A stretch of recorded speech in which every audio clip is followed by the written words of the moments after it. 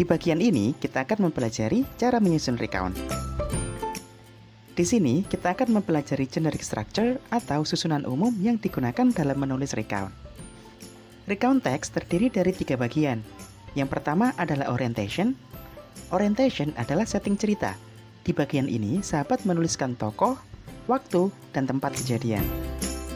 Kemudian, bagian yang kedua adalah events. Bagian ini berisi runtutan cerita yang ingin sahabat sampaikan.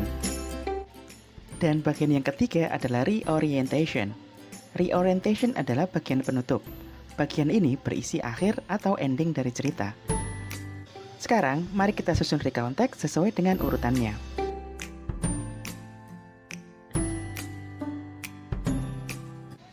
Di sini, kita akan menyusun recount text yang berisi pengalaman pribadi. Pertama, sahabat harus menentukan title atau judul cerita. Di contoh ini, judul yang kita buat adalah At the Beach.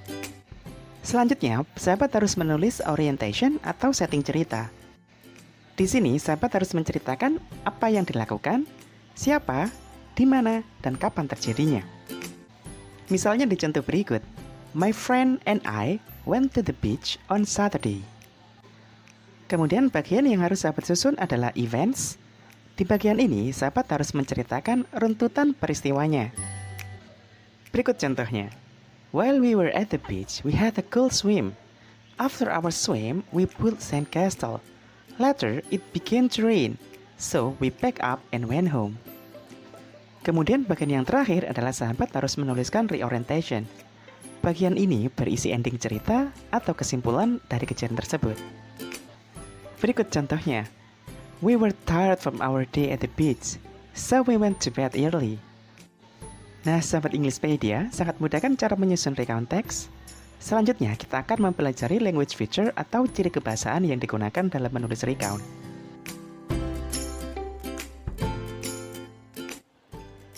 Selanjutnya, yang perlu diperhatikan adalah language feature atau ciri kebahasaan yang sering digunakan dalam recount text.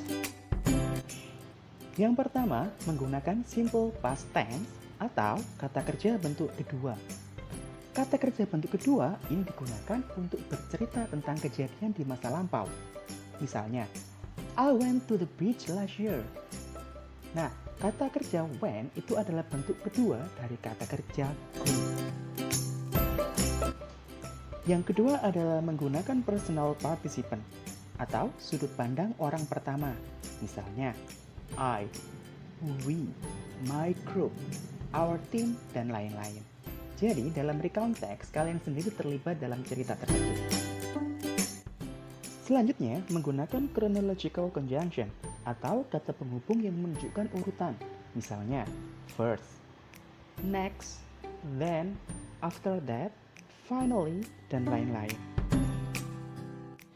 Nah, sahabat Englishpedia, sangat mudah kan belajar tentang recount text?